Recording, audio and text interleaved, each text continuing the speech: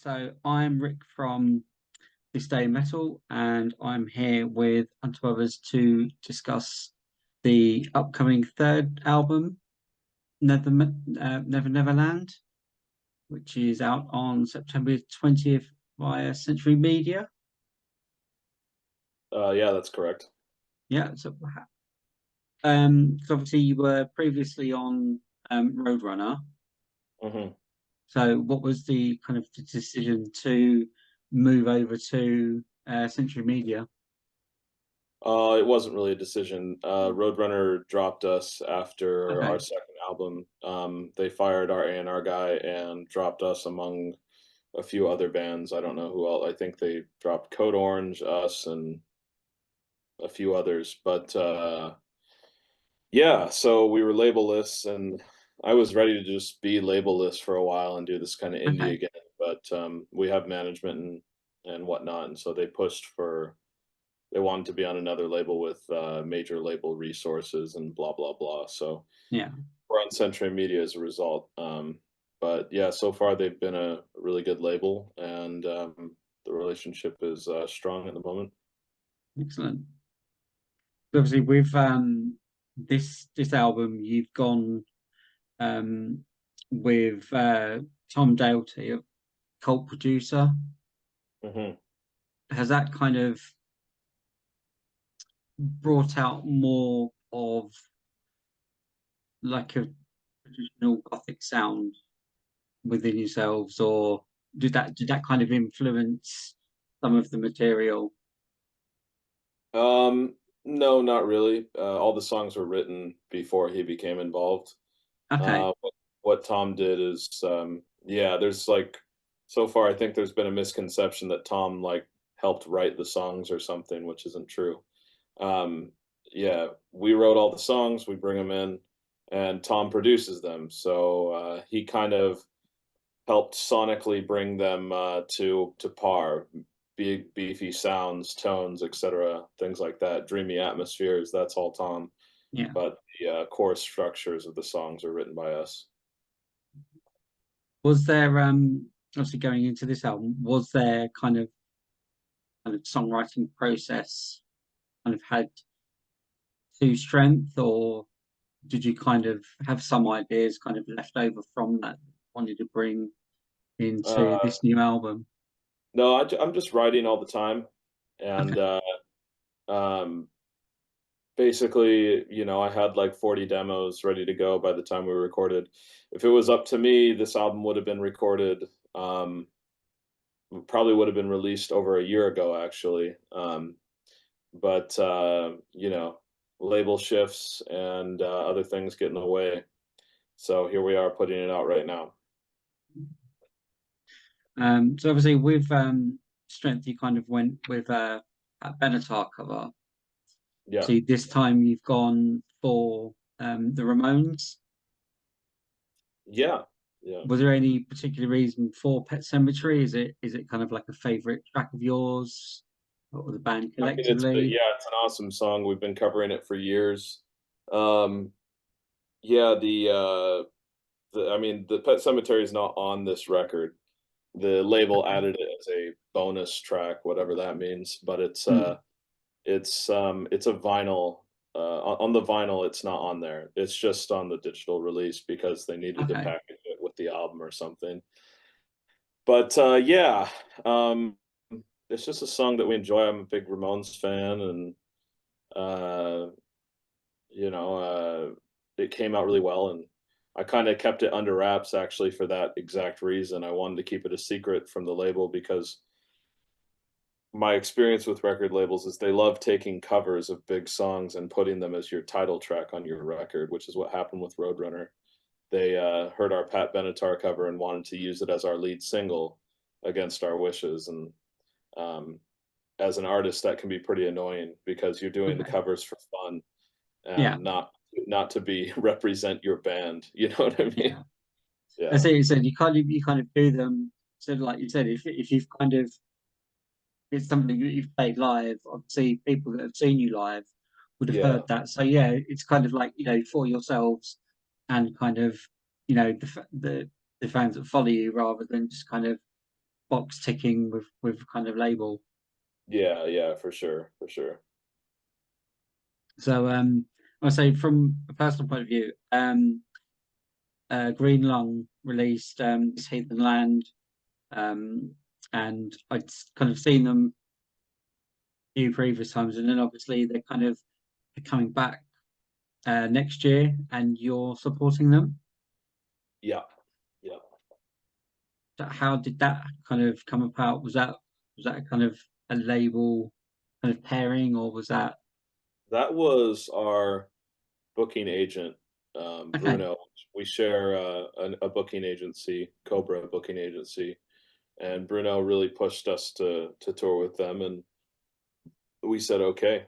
And Yeah, to be honest, I hadn't checked out very much Green Lung before the tour was offered to us, and I didn't really know if it was going to work because to me we seemed like different genres, but the fans have really been supporting it, and it seems like everyone's pretty stoked on the lineup. And if everyone's stoked on it, I'm stoked on it too. So, mm. 'Cause I found with kind of Neverland, there's there's various styles that kind of really complement each other. I mean, you've kind of got, I'd say, kind of like mid 2000s kind of gothic metal element hmm that kind of effortlessly kind of going to kind of like the horror punk side. uh, yeah, I mean that just comes from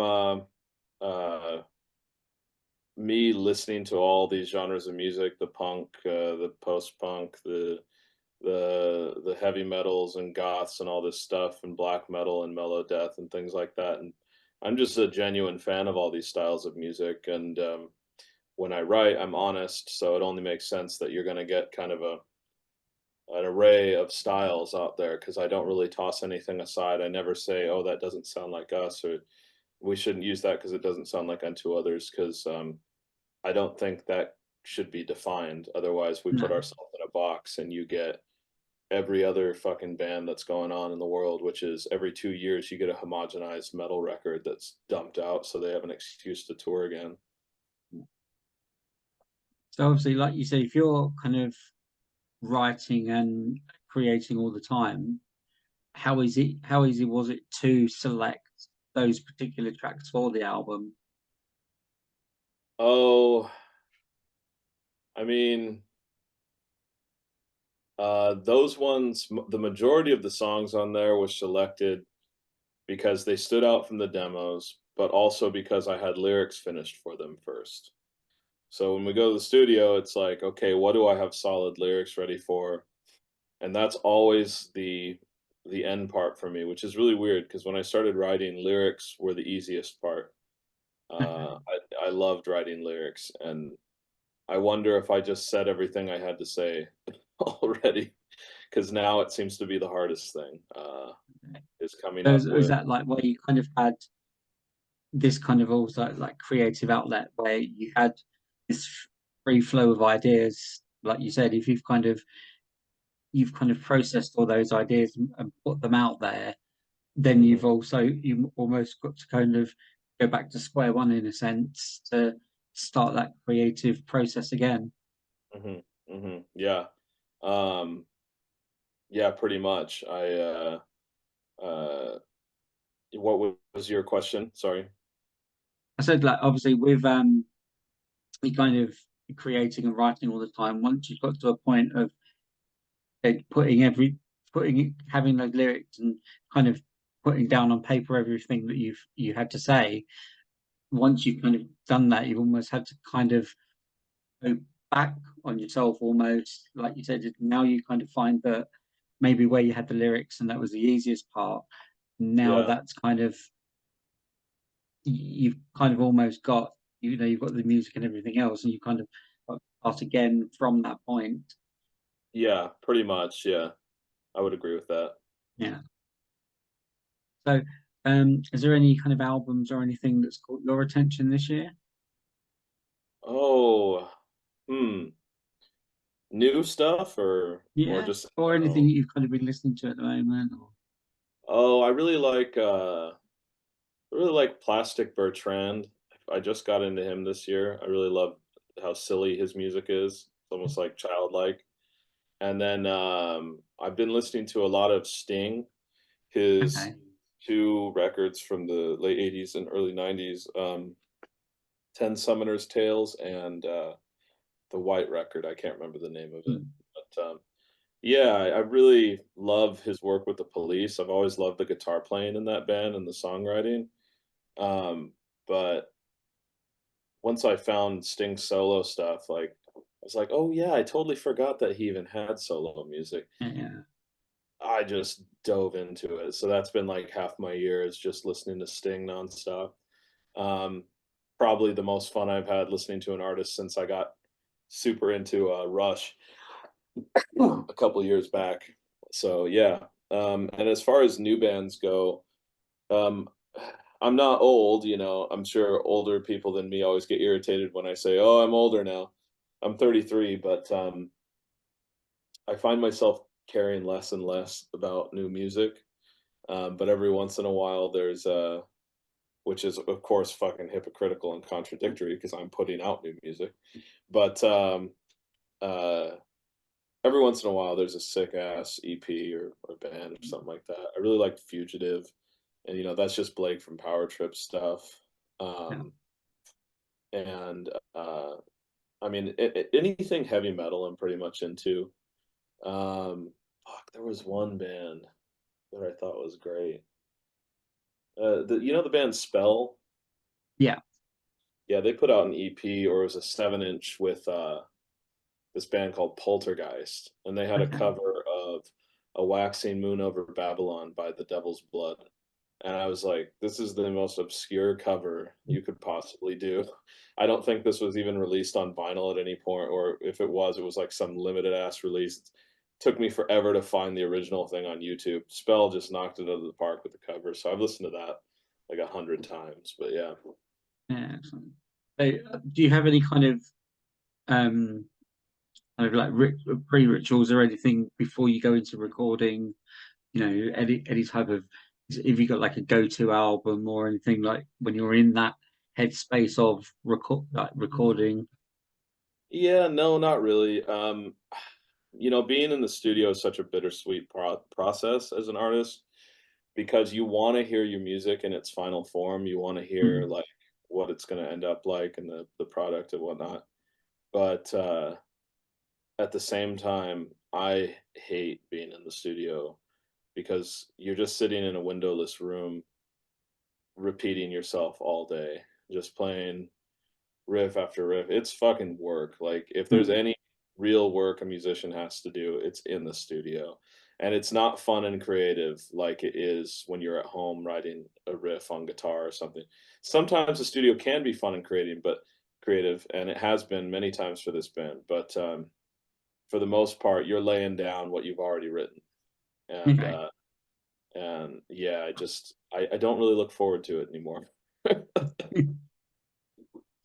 Well, I said obviously, the album kind of said it is, from start to finish. There are said it's not for when I was listening to it. It said there were all all different elements and influences that I Mhm, kind of got from it, and it was, the more I listened to it, the different times of the day, or different environments, I'd kind of pick out like different parts that I hadn't heard before. So it kind of changes with each listen, mhm. like for Uh, me. And I spoke to other people, and they've had that kind of similar feeling as well. So oh, okay.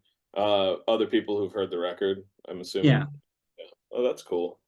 Yeah, I mean, I I'm definitely I don't know if I'm much different from other people, but I have moods, that's for sure, mm, and the album has moods, and I think it yeah, shows. Listen to it, so. brilliant. Well, thank you for taking time to talk to us, Mhm. Thank you for and all the questions.